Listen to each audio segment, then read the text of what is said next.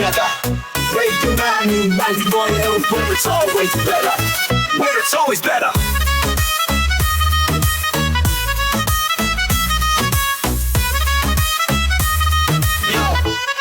Yo, सुबह का सूरज या शाम का रंग, we bring you joy हर जुबान का धन।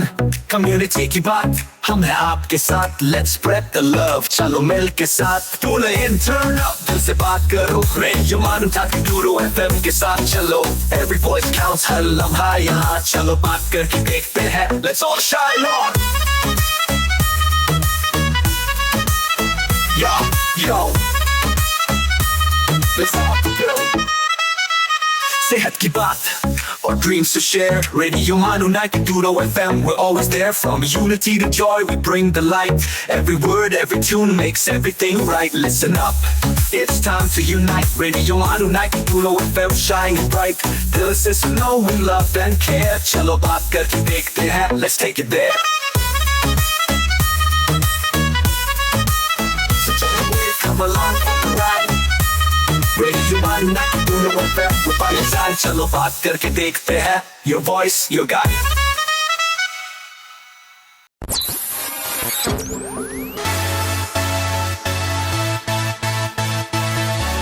ये है रेडियो मानू 90.0 FM।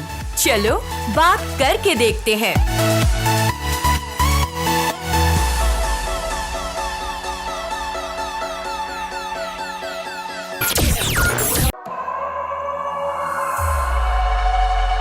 This is Radio Manu 90.0 FM, presenting Giloria.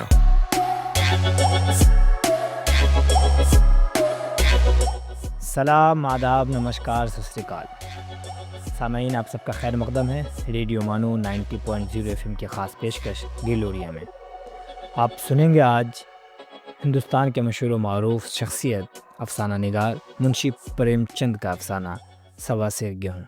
मैं हूँ आरजे मोहम्मद फ़हीम और आप सुन रहे हैं रेडियो मानू 90.0 FM। किसी गांव में शंकर नामी एक किसान रहता था। सीधा साधा गरीब आदमी था। अपने काम से काम, न किसी के लेने में न किसी के देने में। छक्का पंजा न जानता था। छल कपट की उसे छूत भी न लगी थी। ठगे जाने की फिक्र न थी। विद्या न जानता था। खाना मिला तो खा लिया, न मिला तो चरबन पर क़नाअत कर ली। चरबन भी न मिला तो पानी पी लिया और राम का नाम लेकर सो रहा। मगर जब कोई मेहमान दरवाजे पर आ जाता तो उसे ये इस्तिग़ना का रास्ता तर्क कर देना पड़ता था। खुसूसन जब कोई साधु महात्मा आ जाते थे तो उसे लाजमन दुनियावी बातों का सहारा लेना पड़ता। खुद भूखा सो सकता था मगर साधु को कैसे भूखा सुलाता। भगवान के भगत जो ठहरे। एक रोज़ शाम को एक महात्मा ने आकर उसके दरवाजे पर डेरा जमा दिया। चेहरे पर जलाल था, पीताम्बर गले में, जट्टा सर पर, पीतल का कमंडल हाथ में, खड़ाऊं पैर में, ऐनक आंखों पर। कर्ज के पूरा भेष उन महात्मा का सा था जो रऊसा के महलों में रियाजत, हवा गाड़ियों पर मंदिरों का तवाफ और योग में कमाल हासिल करने के लिए लजीज ग़िज़ाएं खाते हैं। घर में जौ का आटा था, वो उन्हें कैसे खिलाता। ज़माने कदीम में जौ की खाक कुछ अहमियत रही हो, मगर ज़माने हाल में जौ की ख़ोरिश महात्मा लोगों के लिए सकील और देर हज़म हुई है। बड़ी फिक्र हुई कि महात्मा जी को क्या खिलाऊं। आखिर तय किया कि कहीं से गेहूं का आटा उधार लाऊं। गांव भर में गेहूं का आटा न मिला। गांव भर में सब आदमी ही आदमी थे, देवता एक भी न था। देवताओं की ख़ोरिश कैसे मिलती। खुशकिस्मती से गांव के पुरोहित जी के यहाँ थोड़े से गेहूं मिल गए। उनसे सवा से गेहूं उधार लिए और बीवी से कहा कि पीस दो। महात्मा ने खाया, लंबी तान कर सोए और सुबह आशीर्वाद देकर अपना रास्ता लिया। पुरोहित जी साल में 2 बार खलियानी लिया करते थे। शंकर ने दिल में कहा कि सवा से गेहूं क्या लौटाऊं। पंसेरी के बदले कुछ ज़्यादा खलियानी दे दूंगा। वो भी समझ जाएंगे, मैं भी समझ जाऊंगा।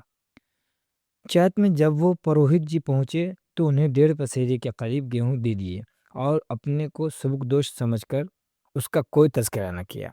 पुरोहित जी ने भी फिर कभी न मांगा। सीधे साधे शंकर को क्या मालूम कि ये सवा से गेहूं चुकाने के लिए मुझे दोबारा जन्म लेना पड़ेगा। 7 साल गुजर गए। पुरोहित जी ब्राह्मण से महाजन हुए। शंकर किसान से मजदूर हो गया।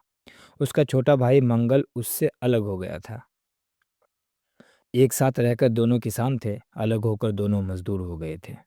शंकर ने बहुत चाहा कि निफाक की आग भड़कने न पावे, मगर हालात ने उसको मजबूर कर दिया। जिस वक्त अलग चूल्हे जले वो फूट फूट कर रोया।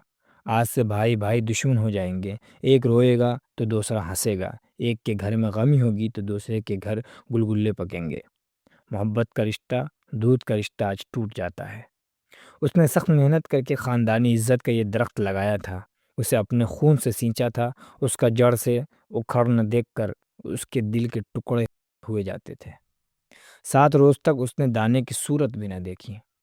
दिन भर जेठ की धूप में काम करता और रात में लपेट कर सो रहता। इस सख्त रंज और नाकाबिल बर्दाश्त तकलीफ ने खून को जला दिया था, गोश्त और चर्बी को घुला दिया। बीमार पड़ा तो महीनों चारपाई से न उठा। अब गुजर बसर कैसे हो। 5 बीघे के आधे खेत रह गए, एक बैल रह गया। खेती क्या खाक होती। आखिर यहाँ तक नौबत पहुँची कि खेती सिर्फ नाम भर को रह गई। माश का सारा भार मजदूरी पर आ पड़ा।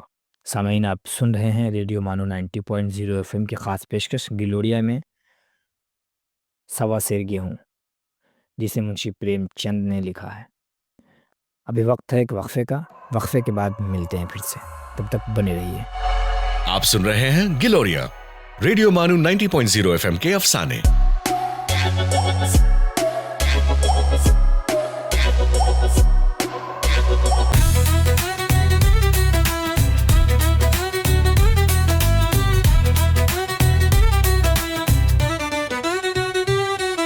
You are listening to Radio Manu 90.0 FM, a community radio station. So join the wave, come along for the ride. Radio Manu 90.0 FM, we're by your side. चलो बात करके देखते हैं. Your voice, your guide.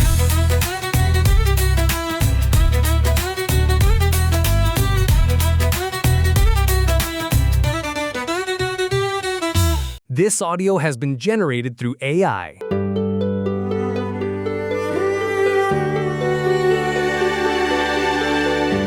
Let's listen to अर्ज किया है। आदाब दोस्तों, आप सुन रहे हैं अर्ज किया है रेडियो मानू 90.0 एफएम पर। आइए आज मुलाकात करते हैं उर्दू गजल के मशहूर शायर दिल शाहजहांपुरी से। दिल शाहजहांपुरी का असल नाम ज़मीर हसन खान था। वो उर्दू अदब में एक ऐसे शायर के तौर पर याद किए जाते हैं जिन्होंने गजल को जज्बात की नरमी, फिक्र की गहराई और ज़बान की शगुफ्तगी से आरास्ता किया। उनका ताल्लुक शाहजहांपुर की उस अदबी रिवायत से था जहां उर्दू ज़बान और शायरी को ख़ास फ़रोग़ हासिल रहा। दिल शाहजहांपुरी की शायरी में इश्क, हिज्र, वफ़ा और ज़िंदगी के मुख्तलिफ तजुर्बात का खूबसूरत इजहार मिलता है। उनका अंदाज़े बयान सादा होने के बावजूद पुरअसर था। उनके अशार में दिल की कैफियत और इंसानी एहसासात की सच्चाई नुमाया नजर आती है। आइए उनके चंद अशार मुलाहिजा करते हैं। आगाज़े मोहब्बत से अंजामे मोहब्बत तक गुजरा है जो कुछ हम पर, तुमने भी सुना होगा। और एक और दिलनशीन शेर, अब कोई गमगुसार हमारा नहीं रहा, दुनिया को एतबार हमारा नहीं रहा। दिल शाहजहांपुरी का कलाम मोहब्बत, इंसानियत और जज्बात की तर्जुमानी करता है। उनकी गज़लों में एक ऐसी नरमी और खुलूस मिलता है जो सामईन के दिल को छू लेता है और उन्हें सोचने पर मजबूर करता है। उर्दू अदब की दुनिया में दिल शाहजहांपुरी का नाम अपनी सादगी, शाइस्तगी और दिलावेज शायरी के सबब आज भी एहतराम के साथ लिया जाता है। इसी के साथ दीजिए इजाज़त, फिर मुलाकात होगी एक और अजीम अदबी शख्सियत के साथ। आप सुन रहे थे अर्ज किया है सिर्फ रेडियो मानू 90.0 एफएम पर। खुदा हाफिज।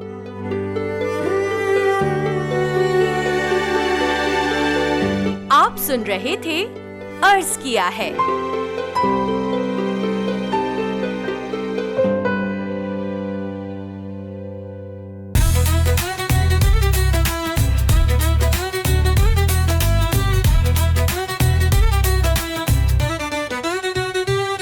For sales, marketing and brand promotions, write to us on Radio Manu at manu.edu.in. So join the wave, come along for the ride. Radio Manu 90.0 FM, we're by your side. चलो बात करके देखते हैं. Your voice, your guide.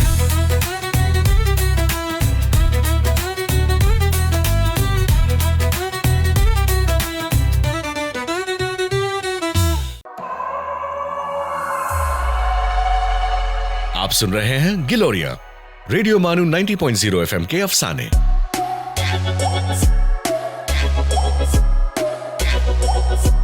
वक्फे के बाद आपका फिर से खैर मकदम है। आप सुन रहे हैं रेडियो मानो 90.0 एफएम की ख़ास पेशकश गिलोरिया, जिसमें आज हम पेश कर रहे हैं हिंदुस्तान के मशहूर व मारूफ शख्सियत अफसाना निगार मुंशी प्रेमचंद का अफसाना सवा सेर गेहूँ।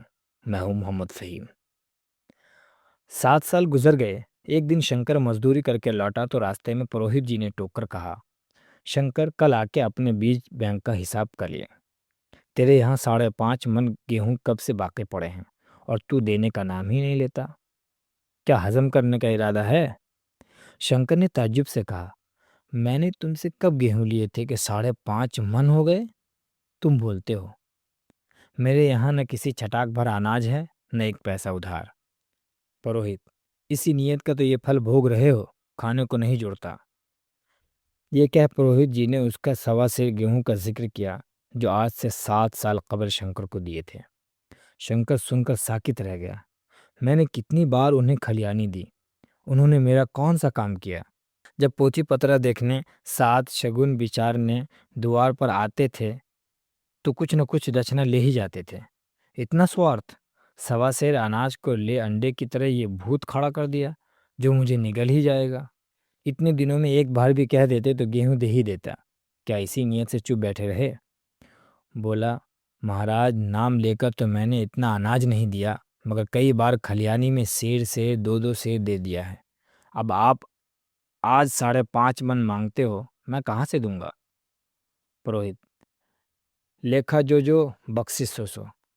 तुमने जो कुछ दिया होगा खलियानी में दिया होगा, उसका कोई हिसाब नहीं। चाहे एक की जगह 4-5 सेरी दे, तुम्हारे नाम ही में 5.5 मन लिखा हुआ।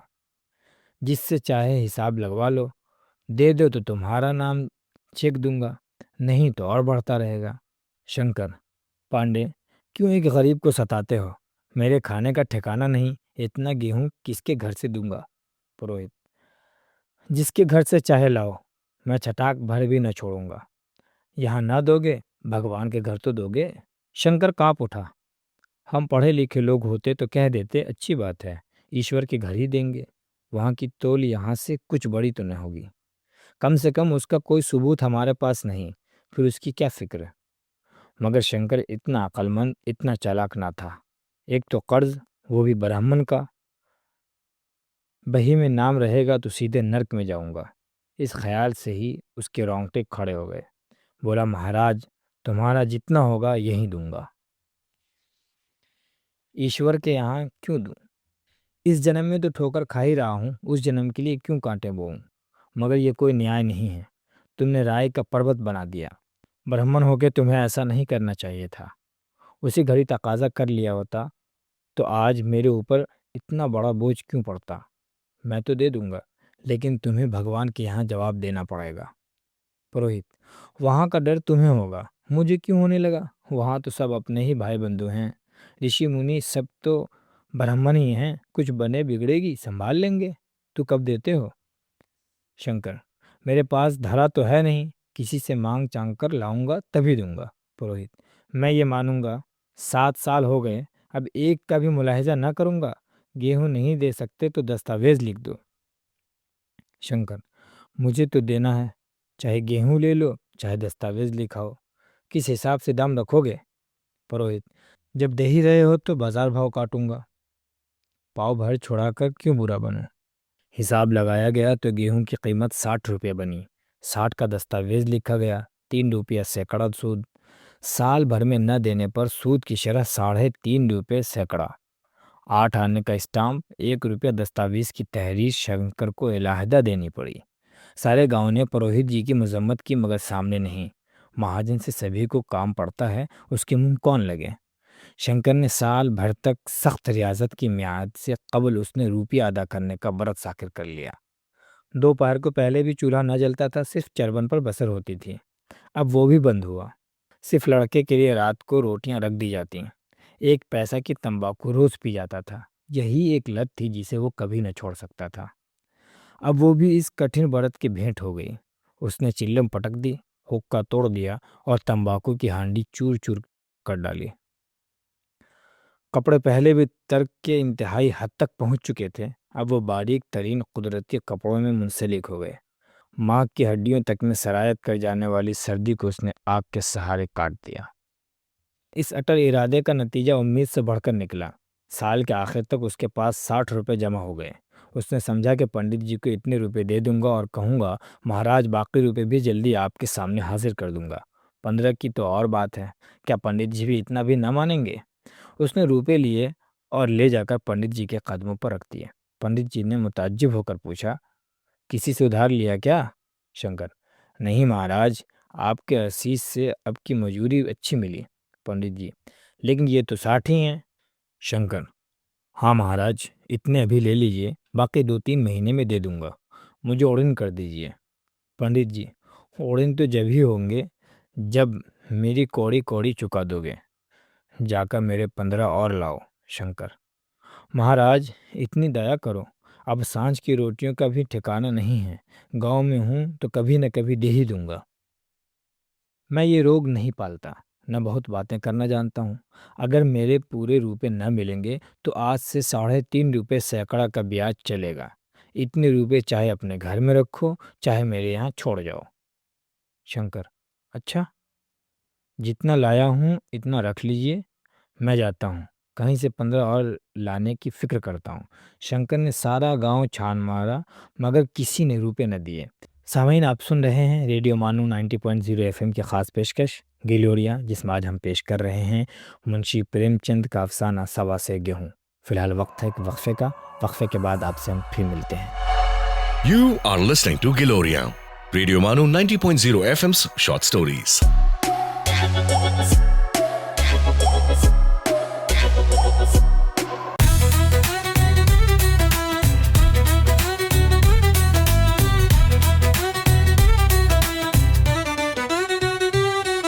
आप सुन रहे हैं रेडियो मानू 90.0 FM, एक community radio station. So join the wave, come along for the ride. Radio Manu 90.0 FM, we're by your side. चलो बात करके देखते हैं. Your voice, your guide.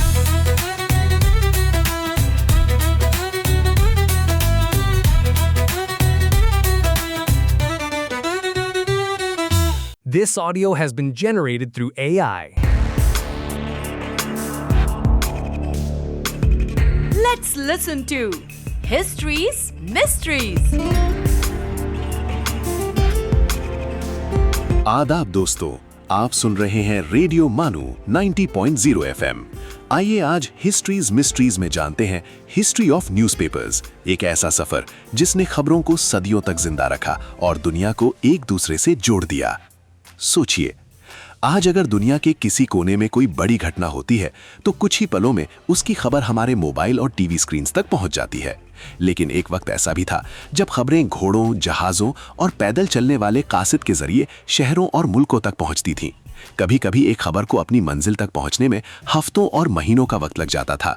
आखिर इंसान ने खबरों को हर घर तक पहुंचाने का निजाम कैसे बनाया? यही है हिस्ट्री ऑफ न्यूज़पेपर्स की दिलचस्प कहानी। दोस्तों, न्यूज़पेपर यानी अखबार सिर्फ कागज पर छपी हुई खबरों का मजमुआ नहीं है।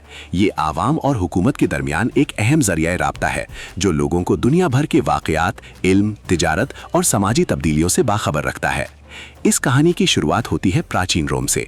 लगभग 59 BCE में रोमन हुक्मरान जूलियस सीजर ने एक्टा ड्यूरना यानी डेली एक्ट्स शुरू करवाया। इसमें हुकूमती फैसले, अदालती ऐलान और रोजमर्रा के अहम वाकयात लिखकर आवामी जगहों पर लगाए जाते थे। कई हिस्टोरियंस इसे दुनिया का पहला पब्लिक न्यूज़ बुलेटिन मानते हैं।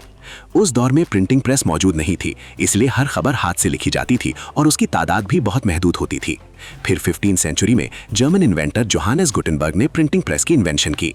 इस एक इन्वेंशन ने इल्म और खबरों की दुनिया में इनकलाब ला दिया। अब किताबें और खबरें पहले से कहीं ज्यादा तेजी और आसानी से छपने लगीं। इसी तरक्की का नतीजा था कि 1605 में जर्मनी के शहर स्ट्रासबर्ग के पब्लिशर जोहान कैरोलस ने दुनिया का पहला प्रिंटेड न्यूज़पेपर रिलेशन आलर फूर्नेमन उनगेडेंग फूर डिगन हिस्टोरियन पब्लिश किया। इसी वजह से जोहान कैरोलस को मॉडर्न न्यूज़पेपर का पायनियर माना जाता है। 17वीं और 18वीं सेंचुरी तक यूरोप के कई मुल्कों में न्यूज़पेपर्स आम हो गए। ये सिर्फ खबरों का जरिया नहीं रहे, बल्कि इल्म, तिजारत, सियासत और आवामी राय बनाने का एक मजबूत प्लेटफॉर्म बन गए। भारत में न्यूज़पेपर की तारीख 29 जनवरी 1780 से शुरू होती है, जब जेम्स अगस्टस हिकी ने कुल कोलकाता से हिकीज बंगाल गazette पब्लिश किया। इसे भारत का पहला प्रिंटेड न्यूज़पेपर माना जाता है। बाद में राजा राम मोहन रॉय, बाल गंगाधर तिलक, महात्मा गांधी, मौलाना अबुल कलाम आज़ाद और कई दूसरे रहनुमाओं ने अखबारों को समाजी इस्लाह और आज़ादी की तहरीक की आवाज़ बना दिया। उनके न्यूज़पेपर्स ने लोगों में जागरूकता पैदा की और ब्रिटिश हुकूमत के खिलाफ एक मजबूत जन आंदोलन खड़ा करने में अहम किरदार अदा किया। आज भले ही डिजिटल जर्नलिज्म, वेबसाइट्स और मोबाइल ऐप्स का दौर हो, लेकिन न्यूज़पेपर की बुनियादी जिम्मेदारी अब भी वही है, लोगों तक सही, भरोसेमंद और तस्दीकशुदा खबर पहुंचाना। दोस्तों, आज की हिस्ट्रीज मिस्ट्रीज में फिलहाल इतना ही। अगली मुलाकात में फिर लेकर आएंगे तारीख के पन्नों से एक और हैरत अंगेज इन्वेंशन, डिस्कवरी या हिस्टोरिकल इवेंट की कहानी। तब तक के लिए सुनते रहिए रेडियो मानू 90.0 FM। चलो बात करके देखते हैं। आप सुन रहे थे histories mysteries.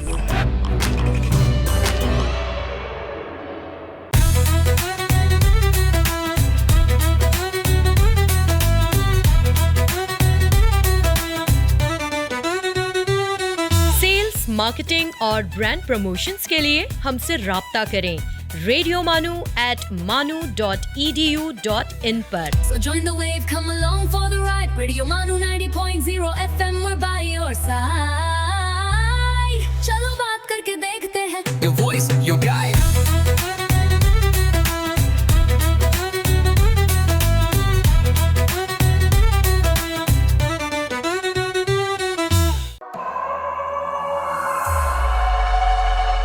You are listening to Giloria, Radio Manu 90.0 FM's short stories.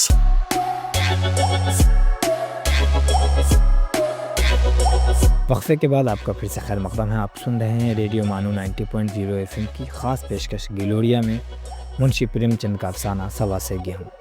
Shankar, अच्छा, जितना लाया हूँ इतना रख लीजिए, मैं जाता हूँ, कहीं से 15 और लाने की फ़िक्र करता हूँ। शंकर ने सारा गांव छान मारा मगर किसी ने रुपए न दिए। इसलिए नहीं कि उसका एतबार न था या किसी के पास रुपए न थे, बल्कि पंडित जी के शिकार को छेड़ने की किसी में हिम्मत न थी।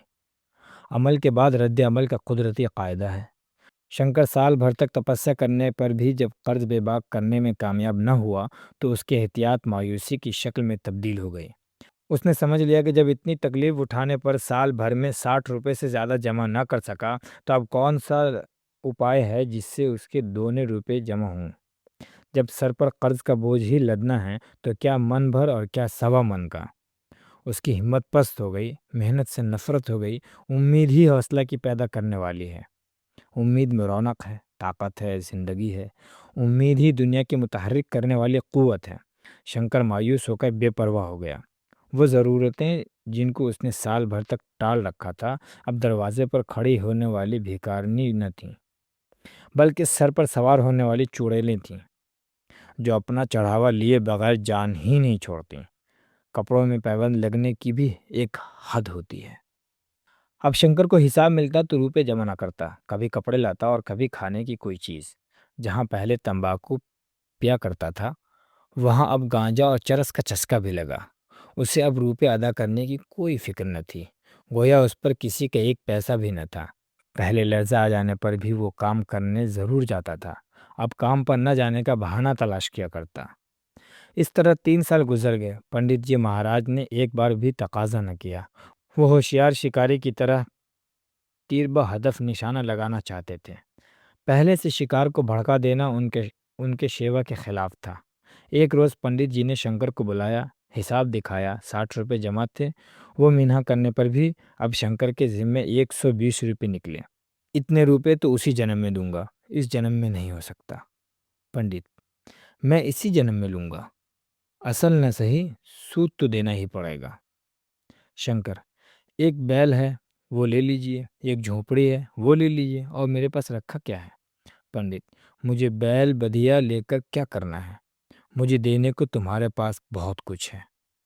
शंकर, और क्या है महाराज। पंडित, कुछ नहीं है, तुम तो हो, आखिर तुम भी कहीं मजदूरी करने ही जाते हो। मुझे भी खेती करने के लिए एक मजदूर रखना ही पड़ता है। सूद में तुम हमारे यहाँ काम क्या करो, जब सुविधा हो असल भी दे देना। सच तो ये है कि अब तुम दूसरी जगह काम करने के लिए जा नहीं सकते जब तक मेरे रुपए न चुका दो। तुम्हारे पास कोई जायदाद नहीं है, इतनी बड़ी गठरी में किस एतबार पर छोड़ दूँ, कौन इसका जिम्मा लेगा। तुम मुझे महीने महीने सूद दिए जाओगे, और कहीं कमाकर जब तुम मुझे सूद भी नहीं दे सकते तो असल की कौन कहे। शंकर, महाराज, सूद में तो काम करूंगा और खाऊंगा क्या। पंडित, तुम्हारे घरवाली है, लड़के हैं, क्या वो हाथ पर कटा बैठेंगे। तुम्हारे आज से जो रोज चरबन के लिए दे दिया करूंगा, ओढ़ने के लिए साल में कंबल पा जाओगे, एक सुलोका भी बनवा दिया करूंगा, और क्या चाहिए। ये सच है कि और लोग तुम्हें 6 आने रोज देते हैं, लेकिन मुझे ऐसी गरज नहीं है। मैं तो तुम्हें अपने रूपे भराने के लिए रखता हूँ। शंकर ने कुछ देर तक गहरे सोच में पड़े रहने के बाद कहा, महाराज, ये तो जन्म भर की गुलामी हुई। पंडित, गुलामी समझो चाहे मजूरी। मैं अपने रूपे भराए बिना तुम्हें न छोड़ूंगा। तुम भागोगे तो तुम्हारा लड़का, हाँ, जब कोई नहीं रहेगा तब की बात दूसरी है। इस फैसले की कहीं अपील न थी। मजदूरी की जमानत कौन करता, कहीं पनाह न थी, भाग कर कहाँ जाता। दूसरे रोज से उसने पंडित जी के यहाँ काम करना शुरू कर दिया। 1.25 सेर गेहूं की बदौलत उम्र भर के लिए गुलामी की बेड़ियां पाँव में डालनी पड़ी। इस बदनसीब को अब अगर किसी ख्याल से तस्कीन होती थी तो इसी से कि ये सब मेरे पिछले जन्म का भोग है। औरत को वो काम करने पड़े थे जो उसने कभी न किए थे। बच्चे दाने दाने को तरसते थे, लेकिन शंकर चुप देखने के सिवा और कुछ न कर सकता था। वो गेहूं के दाने किसी देवता बुद्धा की तरह तमाम उम्र उसके सर से न उतरे। शंकर ने पंडित जी के यहाँ 20 बरस तक गुलामी करने के बाद इस गम कदे से रहलत की। 120 अभी तक उसके सर पर सवार थे। पंडित जी ने उस गरीब को ईश्वर के दरबार में तकलीफ देना मुनासिब न समझा। बस उन्होंने उसके जवान बेटे की गर्दन पकड़ी। आज तक वो पंडित जी के यहाँ काम करता है। उसका उद्धार कब अदा होगा भी या नहीं, ईश्वर ही जाने। सामाईन, आप सुन रहे थे रेडियो मानू 90.0 एफएम की ख़ास पेशकश गिलोरियाँ, जिसमें आज आप समात फरमा रहे थे हिंदुस्तान के मशहूर व मारूफ शख्सियत अफसाना निगार मुंशी प्रेमचंद का अफसाना 1.25 सेर गेहूँ। फ़िलहाल इतना ही। मिलते हैं अगले एपिसोड में एक नई शख्सियत, नई अजीम कहानी के साथ। तब तक के लिए दीजिए इजाज़त। अल्लाह हाफिज़। आप सुन रहे थे गिलोरियां, रेडियो मानू 90.0 एफएम के अफसाने।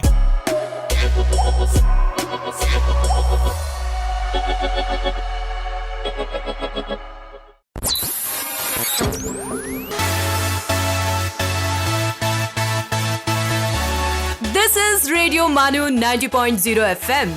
चलो बात करके देखते हैं।